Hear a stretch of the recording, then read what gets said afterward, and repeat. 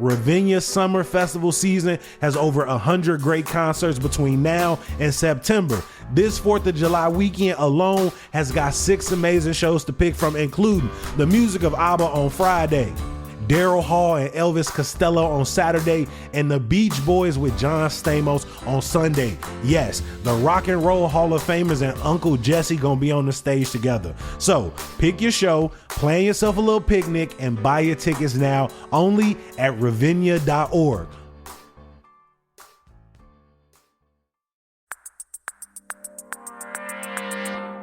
I'm David Plotz, the CEO of CityCast. Many of you don't know this, but the show you're listening to right now is part of a larger network of daily local podcasts that we make here at CityCast. We have 13 teams around the country on the ground making newsletters and podcasts that connect people to their cities, including here in my own hometown of Washington, D.C. Go CityCast DC.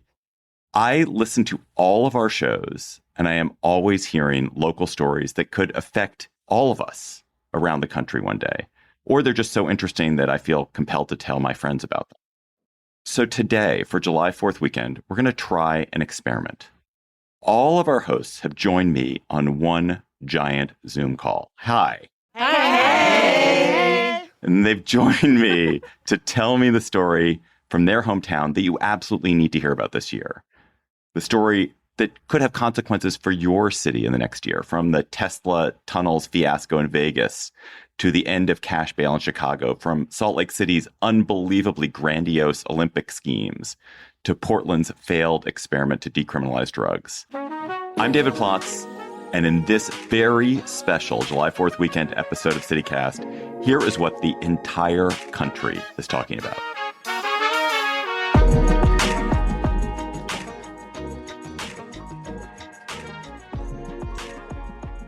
So let's head out on our whirlwind tour of the United States of America. And we're going to start in Chicago with our CityCast Chicago host, Jacoby Cochran. Hi, Jacoby. What is happening in Chicago today that the rest of us need to hear about? What's up, David, and all the other hosts across the CityCast network? I'm excited to talk to y'all today about Chicago and Illinois' end of cash bail. While Chicago and Illinois' criminal legal system has been an easy target for anti-Black misinformation, no measure has been as fiercely discredited in recent years as our state's SAFETY Act, signed into law over 3 years ago on the strength, might I add, of support from Chicago area organizers and representatives. It called for a broad set of reforms, among them the first state in the country to eliminate cash bail. A quick cash bail 101 for folks. Under the cash bail system, judges set a dollar amount a person would have to pay to avoid being jailed for weeks, months, or even years while waiting for trial. This system drives up the number of Black, brown, and low-income folks who are incarcerated pre-trial. And it's critical to note people who are jailed before trial for even a few days or weeks because they cannot afford to pay bail risk losing their jobs, their housing, having their families destabilized, and are much more likely to either be convicted or pressured into plea deals. This is something I personally saw the brunt of while teaching storytelling inside of Cook County Jail, Illinois' largest county jail, which is located on the Lower West Side of our city. Court challenges slowed the SAFETY Act's implementation for 2 years. Now, after 9 months since enacted, we are observing shrinking jail populations in counties across the state.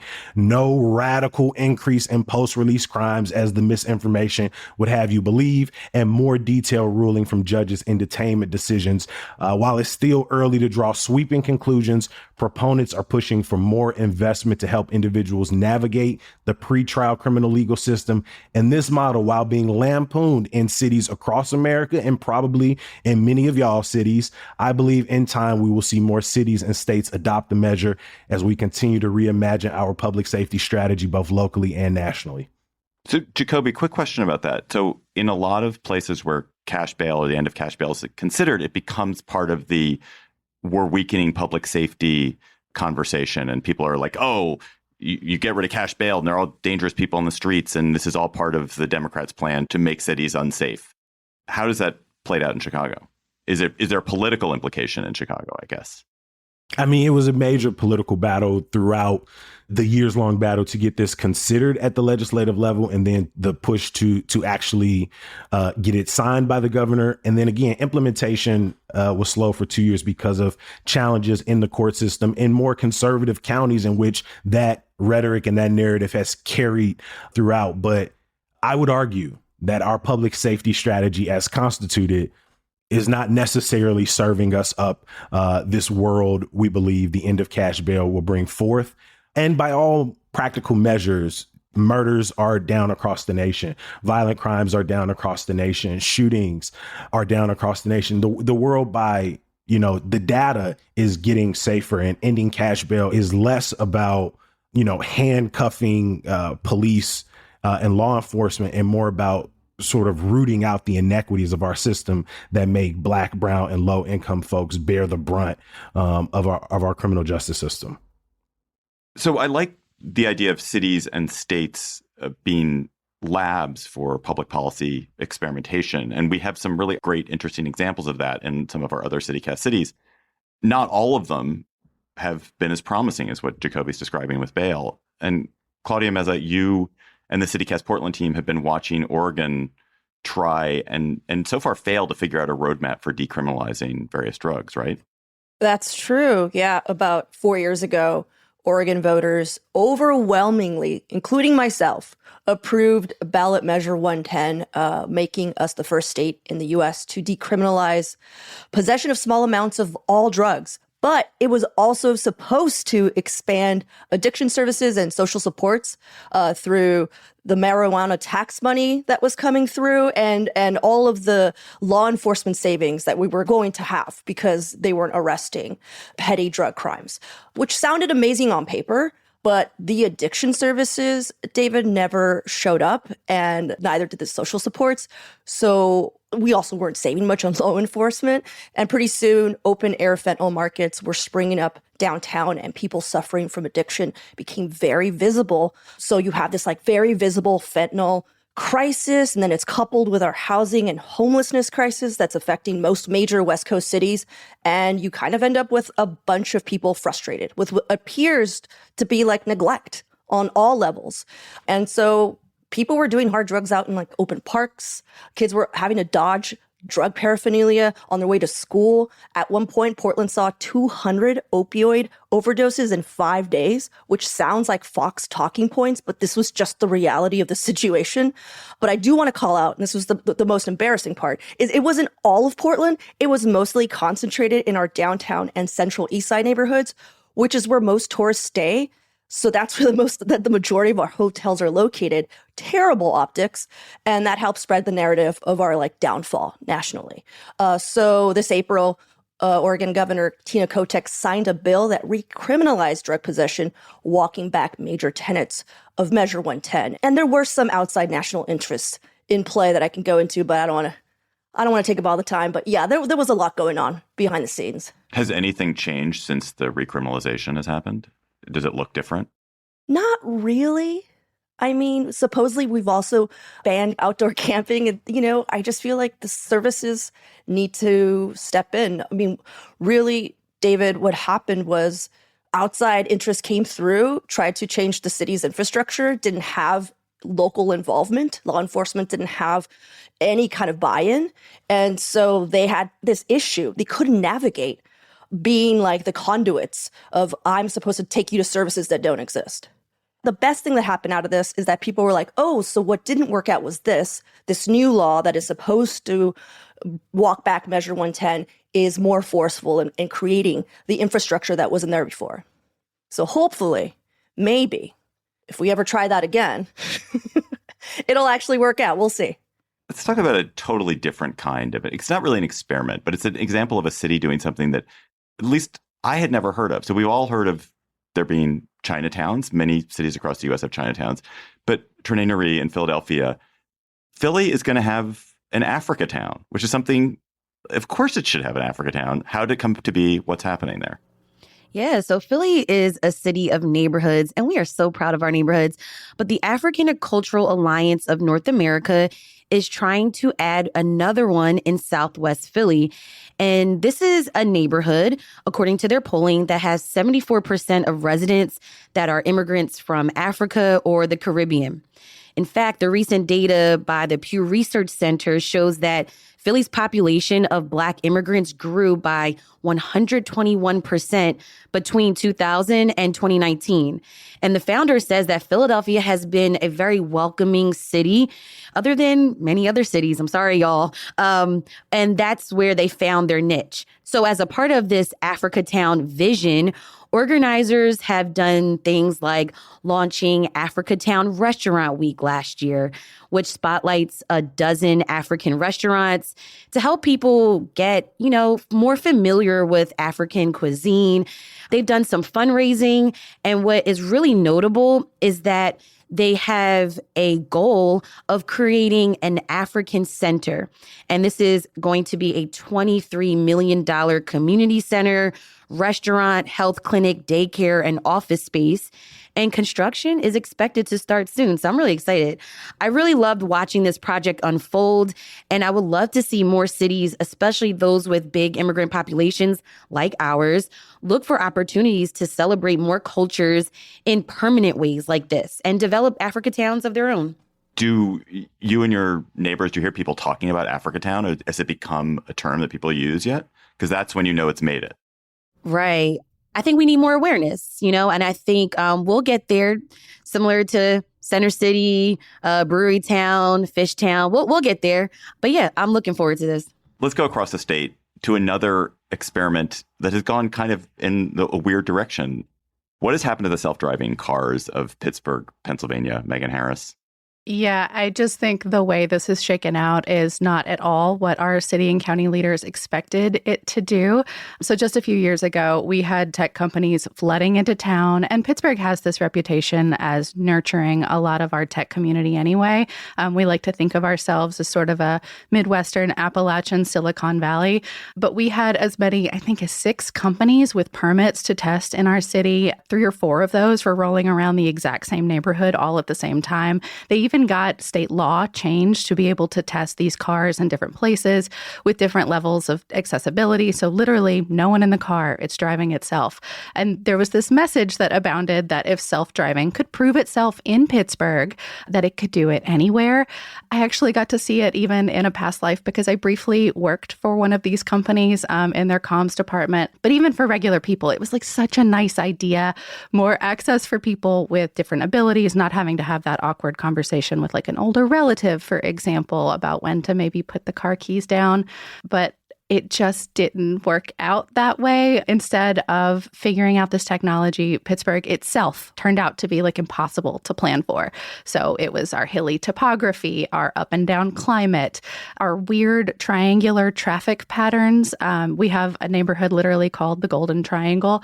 And then this just constantly evolving problem of construction. It just flummoxed developers, so much so that most of them have either quit, like completely, like the companies are gone, or they've moved out of town, which for me now begs this question of if self-driving can't work in Pittsburgh, will it actually work anywhere else?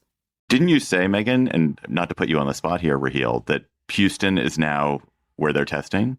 They're testing still in other parts of the country where they have more consistent climates, for example. But yeah, I'm curious to see how this shakes out specifically for our neighbors down there in Texas, because one of the companies still headquartered in Pittsburgh just started testing autonomous routes with 18-wheelers on I-45 between Houston and Dallas. So, Godspeed, y'all. Yeah, that's going to be our problem now down in Texas. And they are actually resuming self-driving cars here in Houston, but there's going to be a driver there for the first few weeks, and then we'll see if it can resume to just the robots. Yeah, they tried it in Austin and it did not go well at all. There was like at one point during the city, there was something, I think it was like 40 car pileup where they all were in the same place at the same time. Like pile up like they crashed? Yeah, they crashed into each other, but in this weird like circle. They were all just bunched up and they couldn't back up. It was amazing. It's like a mating ritual. Yeah, one of the Pittsburgh companies may or may not have been operating in Austin as well. So might have been us. I don't know. All right, so speaking of transit experiments gone awry in funny ways, let's go to Las Vegas, where Elon Musk and the Boring Company have the Tesla tunnels. David Figler and Sarah Lohman, what is that mess, the Tesla tunnels? What is it, and why is it amusing? Yeah, so why is it amusing? Cute maybe y'all, but what a mess here. So billionaire Elon Musk started the Boring Company in 2016, and the goal was to drill tunnels for his Teslas in cities across the country that he said was going to fix soul-crushing traffic. So our city and county officials signed on, and the project started in 2019 as the Loop, which connects the different halls of the Las Vegas Convention Center. Personally, I've been on the Loop, and it is so slow. 4 people have to get in and out of a single car, which is so inefficient compared to a train or a bus. And Musk promised driverless vehicles and speeds of 150 miles per hour. But so far, there are drivers driving 40 miles per hour. And the Boring Company does seem to value speed over safety, especially during construction. And now OSHA has cited them for violations.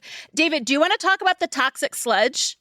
No, Sarah, I don't want to talk about the toxic sludge. But then again, neither do most of our local public safety officials in Las Vegas.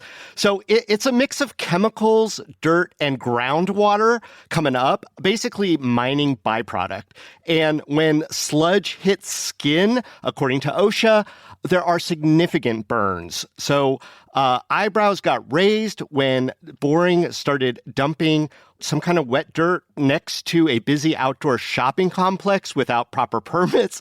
A lot of questions remain. Why is it being put there? Where else is it? Is it dangerous? Same goes for wastewater that they're getting into the storm drains. So all of this is to say, if this is a test case for other cities, which it does seem to be, officials from all towns are coming here to look and see how it works, we should have concerns about how little info is coming out, the insufficient environmental impact studies, also the weirdness of officials being way more cheerleader than watchdog. How big are the tunnels? Is it like just one loop, or it's like miles upon miles upon miles of tunnel? Currently, it's just one loop that also connects to the monorail and to one casino. But he has been buying and looking into other land to expand the tunnels throughout the city. Anything that connects to a monorail is intrinsically seems doomed. Our poor monorail. We love it so. We're a Living Simpsons episode every week. This is Bridget in D.C. When I was in Vegas for a CityCast meetup, I took the Hyperloop. I was very underwhelmed. I thought it was going to be this space age thing. Quite the opposite. Yeah.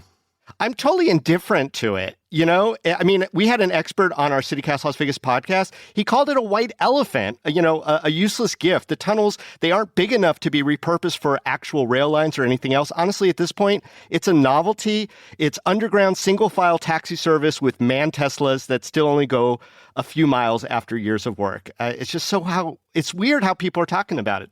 It drives me crazy. It's space age like Space Mountain was in the 1980s.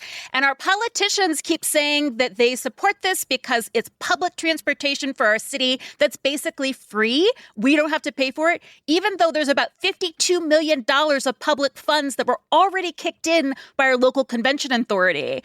And it's not public transportation. It's highly privatized. I can't see Musk offering discounted rates for students and seniors.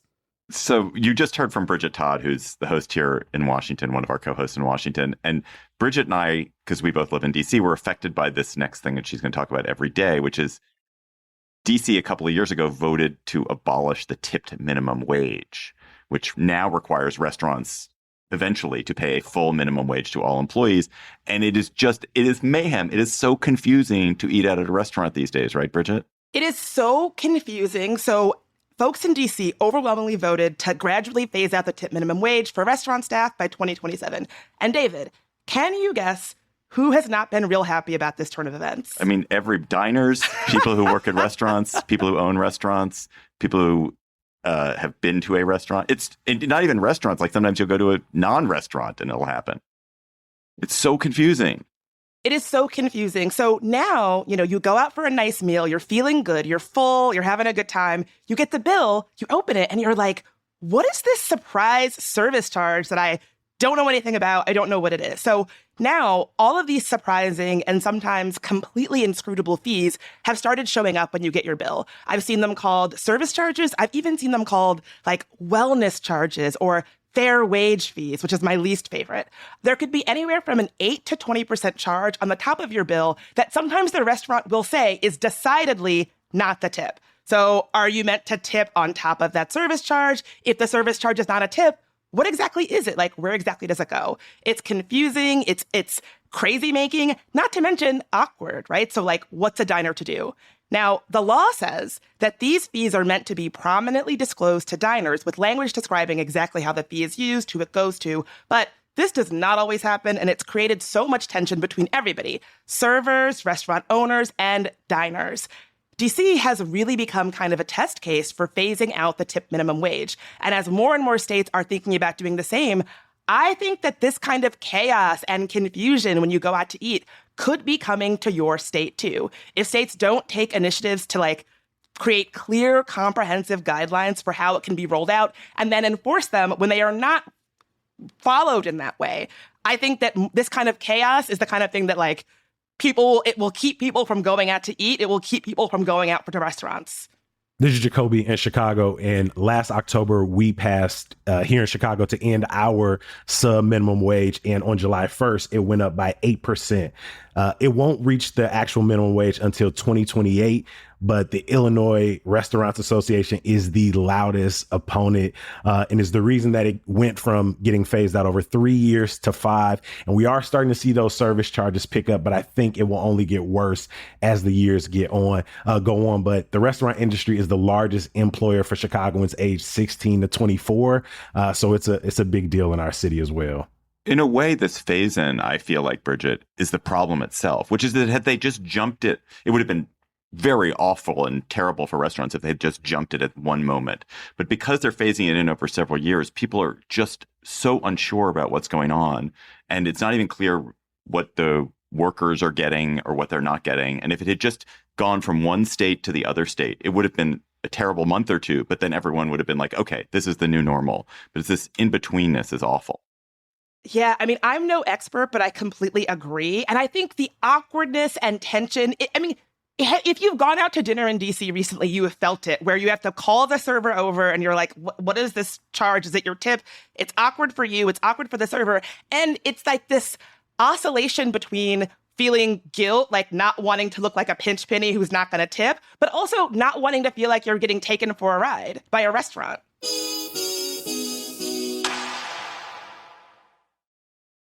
So another theme we have seen at CityCast recently is cities making big bets on their marquee industries, on some signature industry. Sometimes that's working, sometimes maybe it's not. And I want to start with Ali Vallarta in Salt Lake, where sports and outdoor living are central to the city's identity. And Ali, if I am reading this right, you guys are proposing to be the permanent host now of the Winter Olympics. Is that right? Kind of, David. So Salt Lake is almost certainly hosting the 2034 Winter Olympics. The announcement is going to be made this July during the Summer Olympics in Paris. Full disclosure, my opinion is that this is not good for our city, but I lost. All you other cities might be surprised to hear that, because I do think, like, nationally and even globally, the Olympics, we all agree they're fun to watch, but very few cities want them in their backyard. The thing about Salt Lake is that 2002 still echoes in our imagination. The games were profitable, which is kind of unheard of. It also gave rise to Mitt Romney as a national figure. You're welcome. And the big case for 2034 is that we already have the infrastructure. Now, the problem is that the IOC says that because of climate change, there are very few cities that will be cold enough to host the Winter Olympics down the line. So they're looking, as their climate plan, to establish a rotation of cities that could host the Winter Olympics like every 20 to 30 years. And Salt Lake is on that short list, and they love it. So what this could mean is who loves it? The people of Salt Lake City that aren't me and maybe 10 listeners who email me weekly in agreement. But what it would mean for the nation is that the U.S. could have the Olympic Games every 20 to 30 years. I don't live in Salt Lake, but that honestly sounds awesome to me. Why are you such a Grinch about it? Okay, I'm an Olympic Grinch because if we remember, for example, in Beijing, just because it's cold doesn't mean that you're getting snow. So they used 50 million gallons of water to blow snow to host the Olympics. Now, anyone listening who's never even been to Salt Lake City is probably aware of the shrinking Great Salt Lake, which is our great existential climate threat here. It's kind of hilarious, given that we're most famous for not having any water, that we'd be tapped as one of 12 cities that's going to have potentially a lot of snow in 60 years. I'm not really buying it. I will say it might lead to better air quality for us because the IOC seems to be bringing a little more rigor in terms of air quality than the state of Utah itself. And it will force our state to invest in some infrastructure in Salt Lake City, which could be good for us as well. So another city that's making a big bet on the future is Madison. Bianca Martin at CityCast Madison, what is the big gamble that your marquee university, your wonderful University of Wisconsin, is making? Yes. So we've all been talking about, beautiful things and also lots of frustrations that we encounter every day in our daily lives. Our city has our flagship university for the state, UW-Madison. And we have a new provost, so a new second in command, Charles Isbell, who wants Madison. Love that guy. Great guy. He's awesome. We had him on the show. I highly recommend anyone listening, if you're interested, definitely go check out that conversation. He's a big thinker. He's been working on AI since, the 90s. And he thinks that UW-Madison could be the epicenter of the AI revolution. And I am with him. AI is supposed to make our lives better, but we know there's a lot of biases. It follows human interactions, and we run around with a lot of stereotypes and problematic behaviors, and that gets replicated in our AI. So he wants us to be, him and the entire university, the chancellor, wants UW-Madison to be the epicenter of studying the human dimensions of AI and how we can keep AI human-centered. And I think we can do it. So you might not know, but UW-Madison is one of the top 10 research universities in the country, and that's because we spend like $1.5 billion in research. And I don't know, our contributions are kind of crazy. We have to brag about ourselves because I know you coasties, you're like, okay, UW-Madison, you're cute. We've got Caltech, we've got Stanford, we've got MIT. Why you guys? But our contributions to our society and making things easier and also more efficient are pretty insane. We go hard on research. So we've changed national public policy on so many things, medicine, the way we do weather computing. So I think that we can really actually become the flagship for the country if we wanted to be. Any sense of how much money or how many jobs that the university is going to bring in around AI? Yeah, so they're looking to hire and recruit 150 new faculty, and at least 50 for sure will be focused on AI. And what's dope about this is the big bet is that UW-Madison has scale. So that's what some of these other universities or some of these other colleges that really focus in on, similar technology might not have. We've got 50,000 students and over 1,000 different programs at our university. And that together, they're thinking those 50 faculty will be pairing with, law experts and educational experts. And that's what's really going to be able to make this thing glow, because we have to really find the bugs and issues in AI and where, our biases leave us vulnerable to disaster. Everyone is thinking about AI's impact on ruining our lives, at least. But people like Charles Isbell know the power of this technology, and they want us to be the leader there. This is Megan in Pittsburgh. Carnegie Mellon University is going to come for you. Just wait, it's coming. I believe that. I've seen Carnegie Mellon, but we could partner. Also, I wanted to say, for all y'all listening, we do have new jobs, so come our way. If you are at Carnegie Mellon, UW-Madison might be interested in you. Whoa. Madison out here poaching. Madison's poaching. All day. So in Austin, one of our newest shows is in Austin, CityCast Austin. It's a different problem, Nikki Devon. It's a city that's gotten too rich to support one of its fundamental core industries. What is going on with music in the live music capital of the United States? Well, we stay calling ourselves the live music capital of the world. All the time, it's everywhere, all of our stuff. But Greater Austin Music Census says that most of our musicians live at or below the poverty line. And those that don't live below the poverty line are just moving out altogether. In addition to that, all of the cool venues around town that you used to be able to go on any night of the week and hear music are getting shut down because of the insane rent. And so the city created like this thing, it's called the Live Music Fund. And they just recently like increased the grant funds to $4.5 million that can be spread out to musicians and venues. But it's not enough. If you get the grant as a musician, you could get between $15,000 and $30,000. If you get the grant as a venue, you can get between $30,000 and $60,000.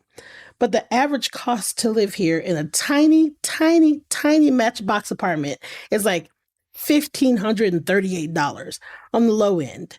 And then as a venue, a friend of mine owns a venue. She says her rent is, when she, like, if she negotiates, it's like $10,000 a month just to, have like a little hole in the wall venue, right? So like the grants are not enough. They're not helping for long-term stuff. So it's gotten, people have had to get really creative, specifically our college age kids, because, we're a big college town, UT. They've had to get creative where they hear and play music. So now they're playing music at convenience stores at night. They're playing music at dorm cafeterias.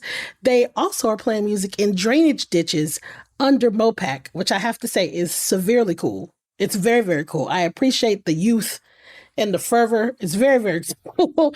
I'm a little too old for it, but I'm into it. So it's like, the question is like, how much longer can we keep calling ourselves the live music capital of the world when we can't keep our musicians in town and we can't keep our venues open? And, music is a part of like the fabric. It's a part of our identity. And it would make sense that we would come up with some sort of long-term solution. But, we haven't done that yet. We haven't done it. Grace Fuse in Nashville, I hear you bristling at the idea that Austin could consider itself the live music capital of the world. Listen, the title is up for grabs because we are struggling. We're not making good on it. We're not making good on it. Come get it. Come get it. In fact, we already have it. And actually, I've never heard of you being the music capital, which probably means this is a one-sided rivalry. There's always one side that thinks that they're rivals, and the other one doesn't even notice. We don't even notice you. We're going to always be Austinville. Yeah, That's what it is. That's what it is. It's always going to be us two going back and forth. Oh, here comes Vegas. Here comes Vegas. In Las Vegas. Whatever. And we are coming for you. I actually just wanted to jump in that I've been seeing this alternative music venue thing happening here in the city, especially for kids that are underage. We did a whole episode about third spaces. And since then, I've seen kids playing in coffee shops it's huge. At like 11 p.m. and midnight. And I think that's so brilliant for them. It's huge. And by the way, though, the cost of living here is way cheaper. So are you implying that we don't have kids at better coffee move shops into our city. at midnight playing music? Because you're wrong. We have punk rock. We have so much more than country, Sarah. You don't know the half of it.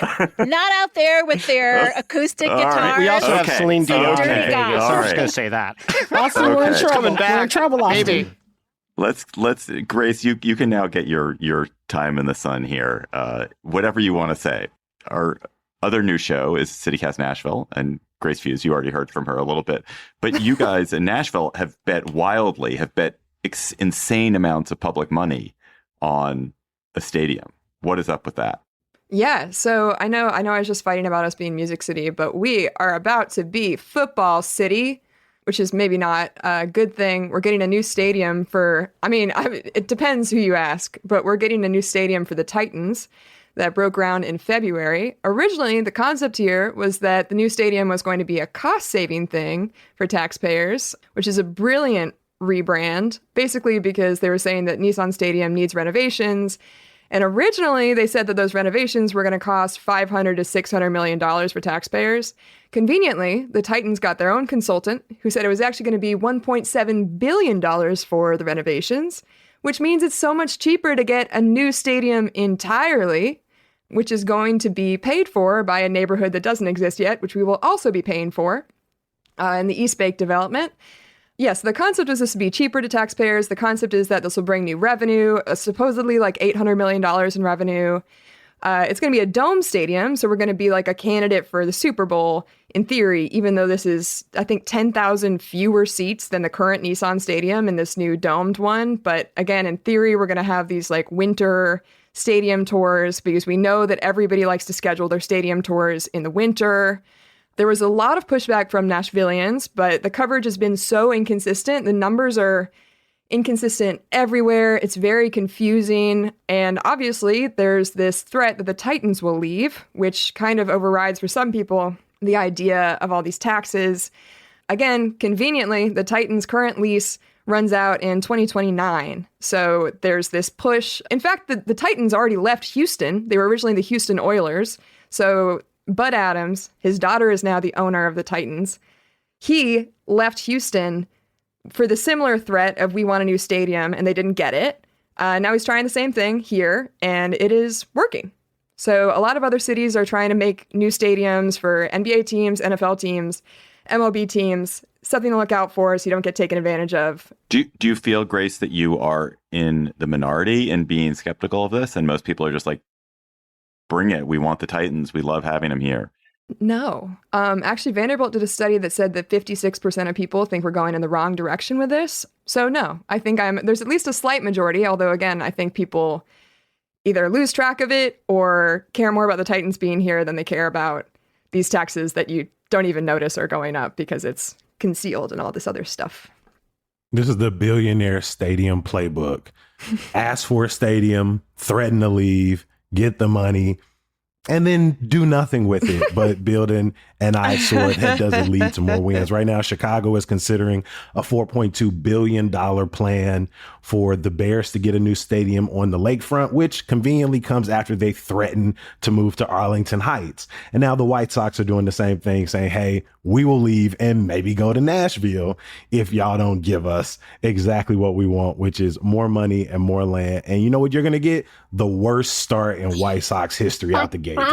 That's the money we got. The Bears are at least saying we'll give you, maybe half of the money. The White Sox said, we ain't got nothing for you. Bridget in DC here. Ask Ted Leonsis how that worked out here in DC. Aren't they going to Virginia? No, we kept him. We got him to stay.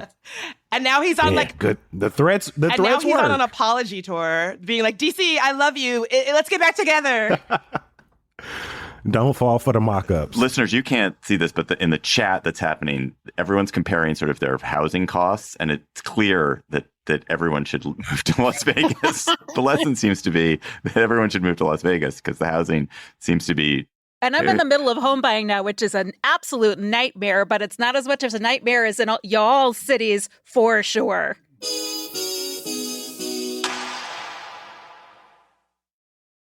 So we're rounding the horn to the final stops in our CityCast national tour, and I want to talk about some cities where national and local political issues are kind of cross-contaminating each other. We live in this very partisan, very divided nation, and in some of our cities, local issues are becoming infected by national divisions, and in other cities, national divisions are trickling into cities and fomenting local conflicts that hadn't existed before. So I want to start in Houston. Raheel Ramzanali, how is Texas's very red state government preventing your very blue city of Houston from carrying out its own policies?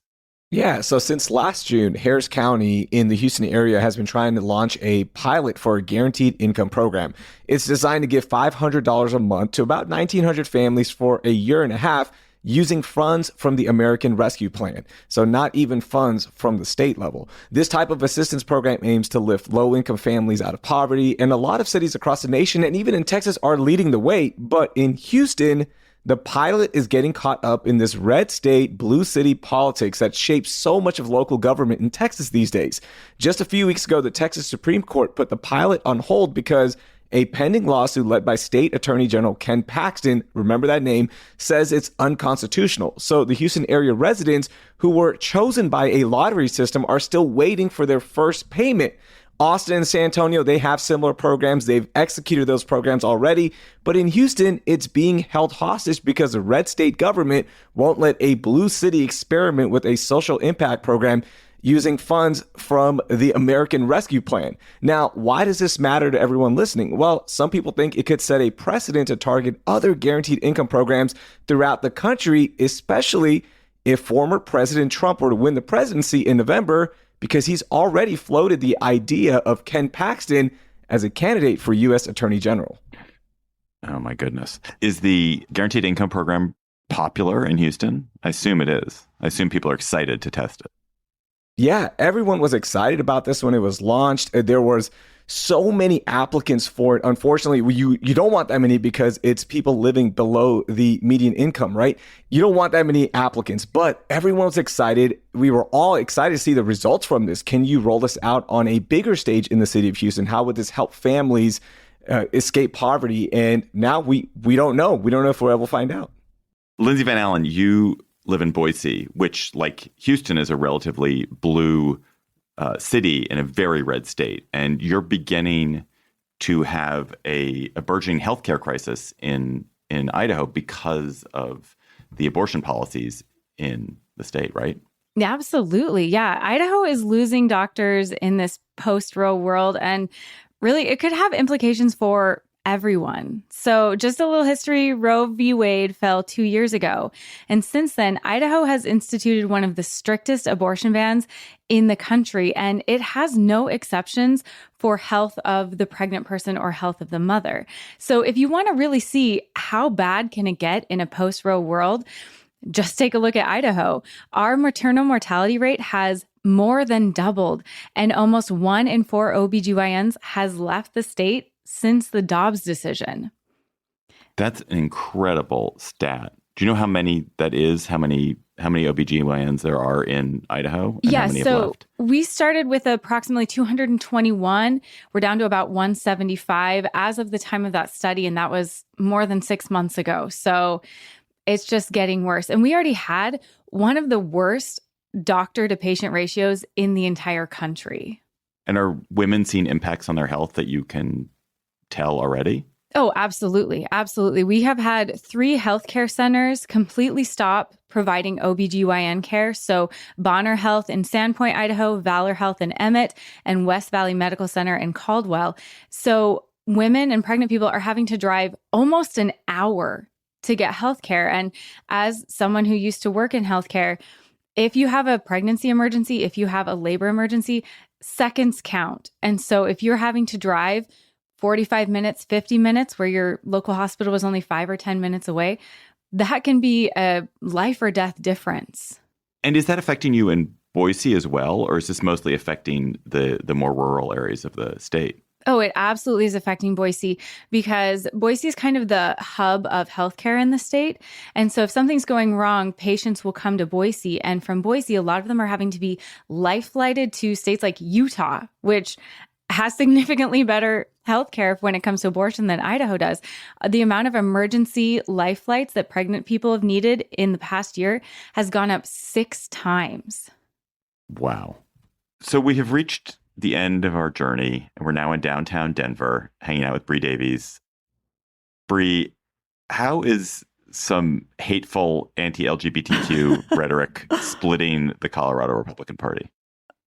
I know. I feel like I have the most epic bummer topic here, but I will say, just to preface this, Colorado is pretty progressive, right? We're known for having weed legal for a decade. We decriminalized magic mushrooms. Our gay governor has consistently worked to enshrine abortion access in our state constitution. It's something that it's just a given here, but we still have this very prominent GOP. And in June, which is Pride Month, as everyone knows, the chairman of the Colorado GOP, Dave Let's Go Brandon Williams, just to let you all know, this is a man that tried to sue the Secretary of State for not letting him put Dave Let's Go Brandon Williams on the ballot. Oh my God. I thought that was just some kind of like joke you were making about how right wing he was. No. He literally calls himself Let's Go Brandon. He calls himself Dave Let's Go Brandon Williams and wanted people to vote for him as such. But he, during June, he sent out this email under the guise of the Colorado GOP. He's the chairman, saying that the LGBTQ community were, quote, godless groomers in our society. And the email included an image of Jesus with laser eyes that said, quote, God hates flags. So someone giving a big wink to the Westboro Baptist Church and their famous homophobic slogan, which I will not repeat here. But the email just caused sort of a big stir within the political party itself. And it's just part of this growing divide that we're seeing between sort of the MAGA Republicans and these more old school conservative Republicans. And I will just say we have a really interesting more conservative base here, especially in rural areas where these guys are almost libertarian leaning and that like some of them support abortion, for instance, because it's a cost saving measure. So this sort of side of the MAGA side has just really come out really strong. I think most folks will know across the country, a congresswoman from here, Lauren Boebert, and she's part of this MAGA faithful. But this particular move by Dave Williams really pushed, I think, the old school side to their limit. So they were finally like, okay, literally enough is enough. And so there have been some calls from within the more conservative side of the GOP to have Dave Williams removed from his position. There was another higher up in the GOP who was trying to collect signatures to get him removed. And then she was censured. So it's still this fight back and forth between the MAGA GOP and the conservative GOP. And I think that it obviously has bigger implications for what's happening around the country. But it's just something that I think a lot of folks don't know about Colorado is just as much as we're a progressive stronghold, we have a very interesting dichotomy within our own GOP. I think so many of now that I'm thinking about this, so many of the states that CityCast is in, we have these extremely progressive cities where we have podcasts and newsletters, and then you have countrysides, you have rural and suburban and exurban areas that are so much more conservative, and that conflict is sort of it's one of the fundamental conflicts of the country right now. Is just that conflict. I mean, we've just heard about it in Boise, and it's true in Madison. It's true to a certain extent in Pennsylvania. I mean, it's really astonishing.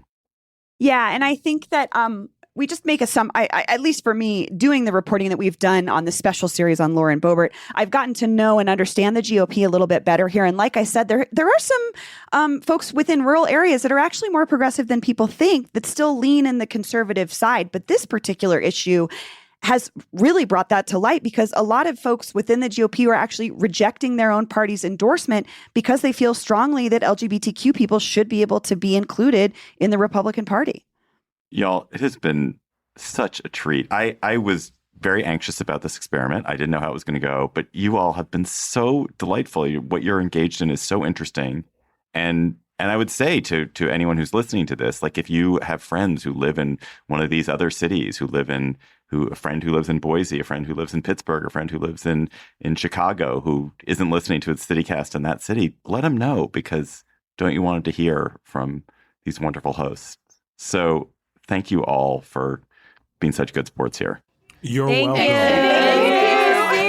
Bye. Bye, everybody. Thanks, David. And I got to get this in here. Go Birds. I'm sorry, Nashville. You can't. You was talking about that. Oh my goodness. Stuff. Trinae literally cannot get through a podcast without hyping the Eagles. I mean, you need a blooper. It's fine.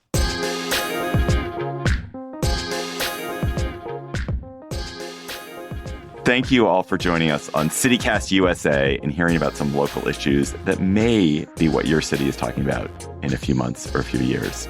We'll be back on Monday with a regular episode of your CityCast.